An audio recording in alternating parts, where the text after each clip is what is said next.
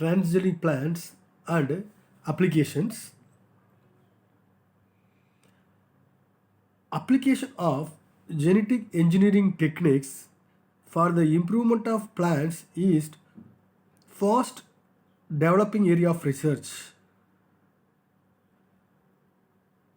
At present scenario, the genetic engineering methods are very helpful to the newer plants for the development. The advent of modern technique or advancement of modern technique of genetic modification has enabled to remove individual genes from one species and insert them into another without the need for sexual compatibility. Once the new gene has been inserted into the plant, offspring that will contain the copies of the new gene can be produced in the traditional manner.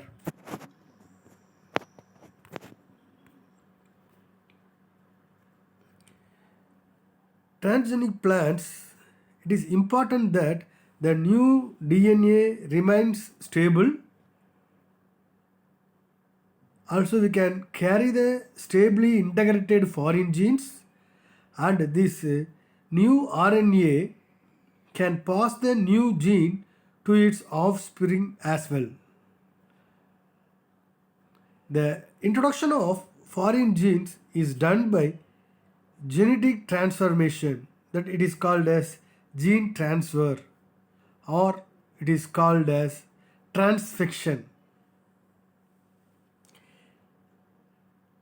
It is carried out to get the same purpose as viral or chemical transformation, by which a stable or transient change is obtained in the cell, but it accompanied with help of DNA which tailored as per the our aim or need.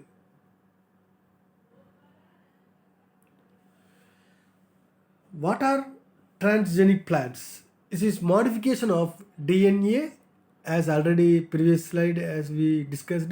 This is a modification of DNA using genetic engineering technique. It aims to introduce a new trait to the plant. The inserted total sequence is known as transgene, transfer of gene transfer. The purpose of inserting a combination of genes in a plant so as to make it as useful and productive as much as possible. Example in food crops including resistance to certain pests, diseases or environmental conditions, reduction of spoilage, or resistant to chemical treatments, example resistance to a herbicide, or improving the nutrient profile of the crop. Examples in non-food crops include production of the pharmaceutical agents, biofuels, and other industrially useful goods, as well as bio remediation.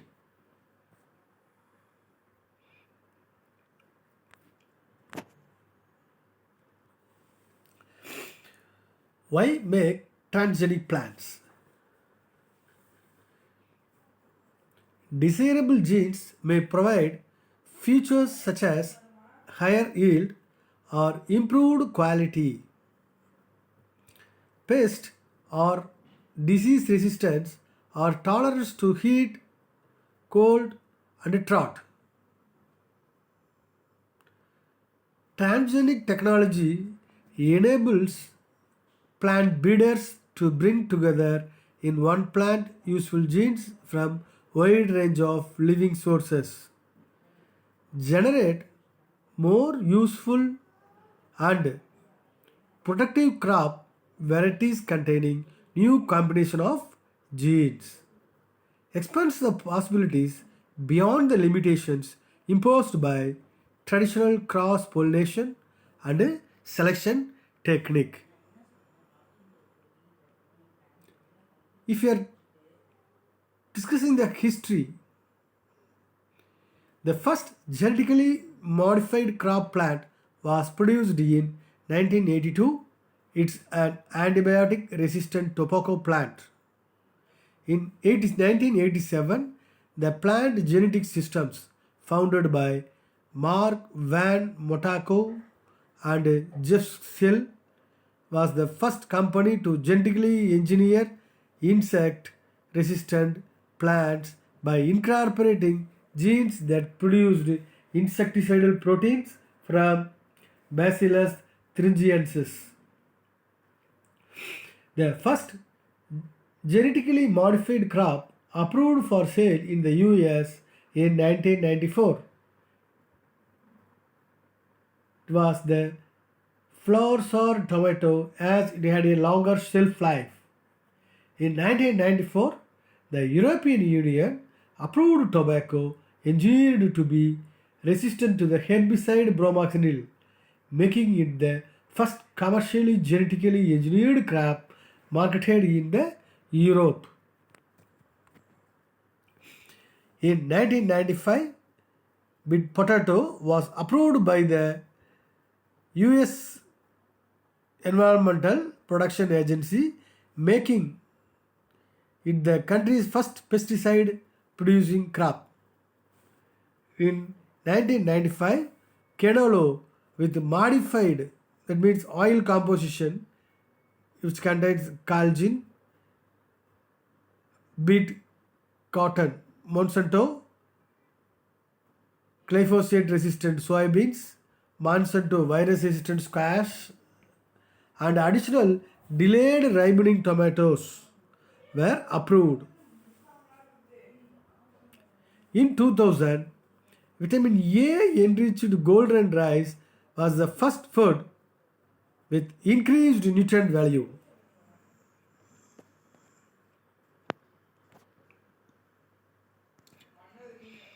Transgenic plants, which possess a wide variety of potential uses, among which crop improvement is most significant.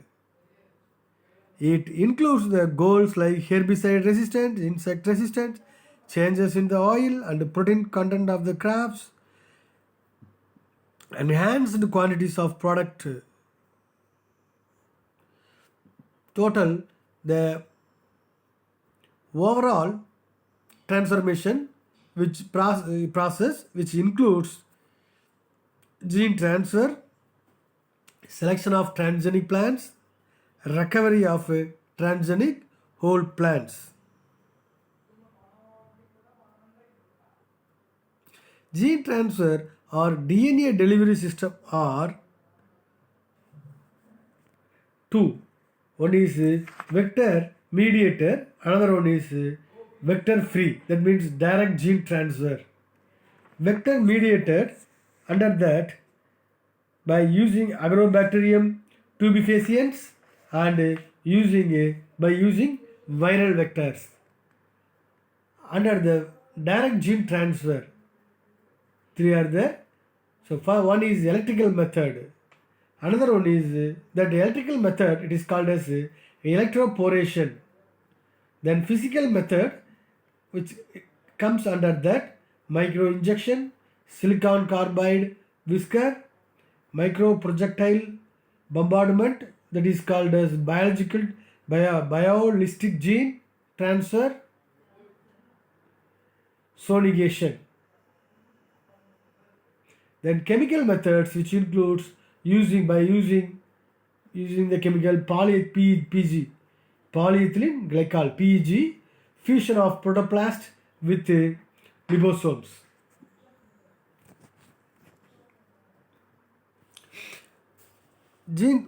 Under the gene transfer, first by using Agrobacterium tumefaciens.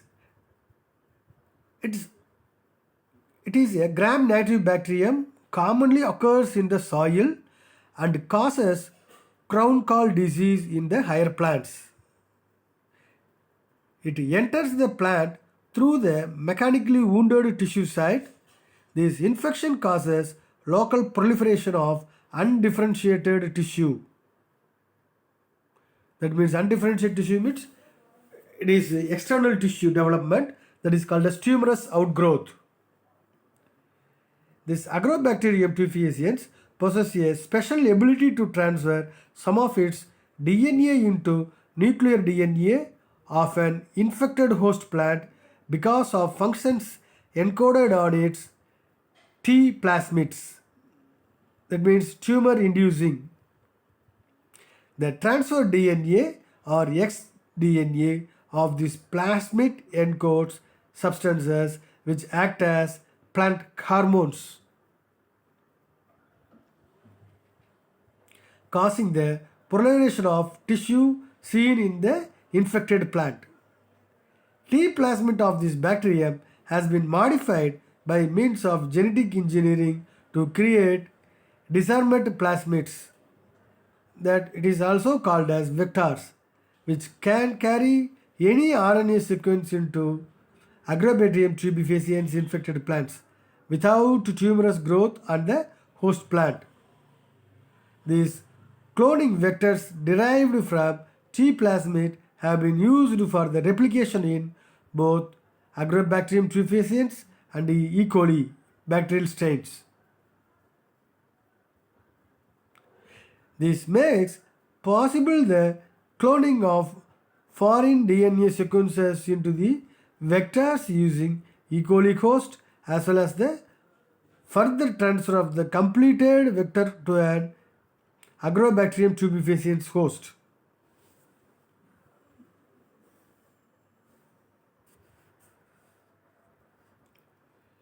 Next, by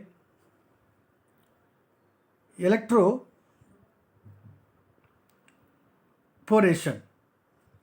This technique is based on the use of short electrical pulses of high field strength to promote DNA uptake by protoplast. The optimal electroporation conditions may vary in different plant species. Buffers greatly influence the gene transfer efficiency and also the protoplast survival rate. Then by using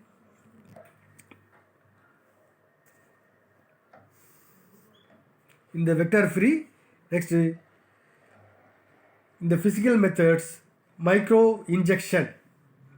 The microcapillaries and microscopic devices are used to deliver DNA into protoplast. It is considered as one of the most precise techniques. However, it is very skilled process and expensive equipments are required. Next one is microprojectile bombardment, or it is called as biolistic gene transfer. That the DNA is bombarded in bombardment. It is called as microprojectile bombardment. The DNA is bombarded into the intact cell using a biolistic device such as particle gun. It can be only used for intact tissues. It is not suitable for protoplasts like microinjection. This is also very precise technique.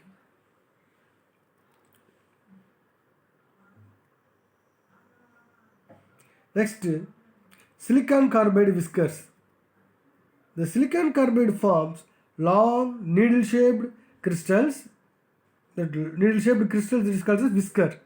In solution, it is this crystals in solutions like polyethylene glycol 1 to 3%. When cells are vortex mixed in the presence of whiskers and DNA, the DNA can be introduced into the cells following penetration by whiskers. Next, chemical methods. Under these, mainly gene transfer by using the chemical method The various chemical treatments have been used to stimulate DNA uptake by protoplasts. Among them, polyethylene glycol is the common one. It acts by increasing the permeability of cell membranes. The optimal concentration of PG are 15 to 20%.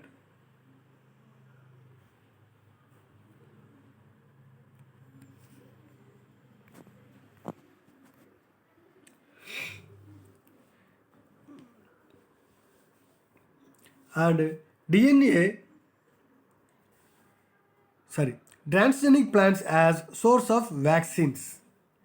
It is also it is used as a source of vaccines. Mainly, it is a mainly because lack of refrigeration. It is required. It is lack of refrigeration and other equipments needed for the conducting the various program in the developing nations like in our country, India. It has been shown that the plants can be utilized for preparing vaccines given that they can be induced to synthesize appropriately folded bacterial and viral proteins that stimulate the immune response. Specific DNA sequence encoding for the expression of surface antigen of a pathogen is isolated and ligated to a promoter, which can regulate the production of the surface antigen in the transgenic plant. This gene then transferred to plant cells in its integration into the plant genome, such as through the use of Agrobacterium tumefaciens plasmid vector system. In this Agrobacterium tumefaciens mediated transformation of tomato producing the antigens were produced. Advantages for the producers of the new varieties: a high efficiency in plants is obtained. For farmers, mainly, process of pest destroying is simplified, therefore less damage. Production output is increasing as well as the profits of transgenic cultures. Even the obtaining cost of the GMO is rather high.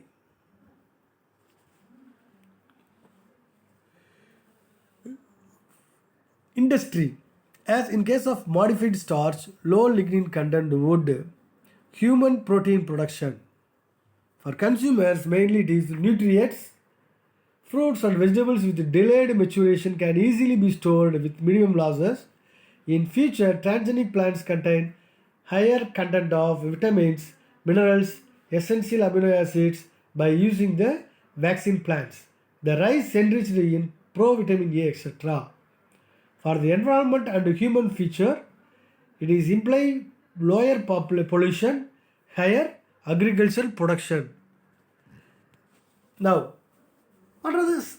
We'll discuss about some examples of transgenic plants. Transgenic potato. The high productivity, nutritional quality, and amenability to genetic manipulation makes potato a choice crop for developing transgenic plants on diverse parameters. Late blight, late blight, bacterial wilt, viruses, the potato rubber moth, and sensitivity to high temperature are the major production constraints best addressed by transgenic potatoes. The alteration of the carbohydrate metabolism for the industrial production of cyclodextrin, fructose, and a quality starch would overcome certain utilization constraints. The production of vaccines for major livestock diseases such as rinderpest and foot and mouth disease of cattle, and Newcastle disease of poultry are new utilization possibilities. Then potato annexin, trade tolerance and light stress. Annexins are family of calcium and membrane binding proteins that are important for plant tolerance to adverse environmental conditions. Annexins functions to counteract oxidative stress, maintain cell redox hemostasis, and hence gains drought tolerance. Consequently, these plants were able to maintain effective photosynthesis during drought, which resulted in greater productivity than WTT plants despite water scarcity.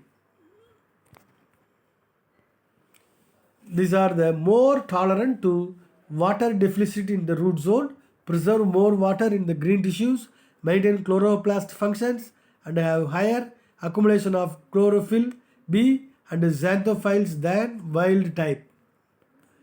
Enhanced drought tolerance in transgenic potato confers greater tolerance to high light stresses, tomato closure, and diminished carbon dioxide supply. Next, insecticide sweet corn. Scientists have genetically modified sweet corn so that it produces a poison which kills harmful insects. This means farmer no longer needs to fight insects with insecticides.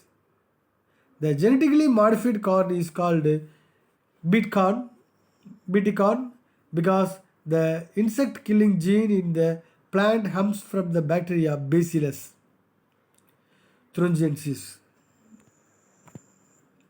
This is the diagram of insecticide sweet corn. Advantages: the farmer no longer has to use insecticide to kill insects.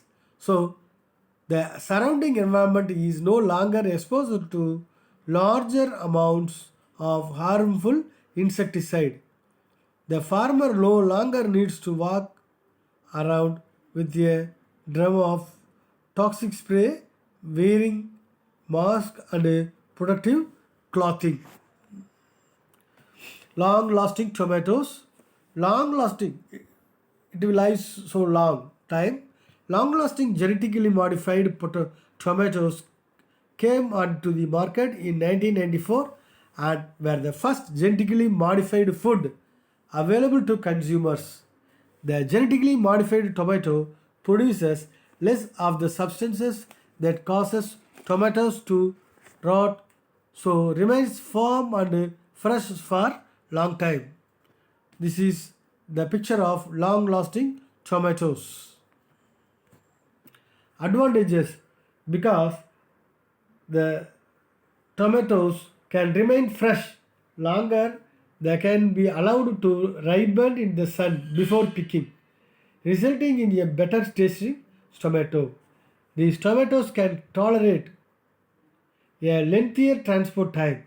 This means that market gardens can avoid picking tomatoes while they are green in order that they will tolerate the transport.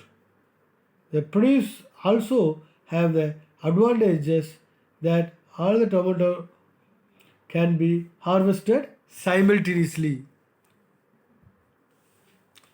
Similarly, disadvantages: scientists today can genetically modify tomatoes without inserting any genes for antibiotic resistance. However, the first genetically modified tomatoes contained genes that made them resistant to antibiotics.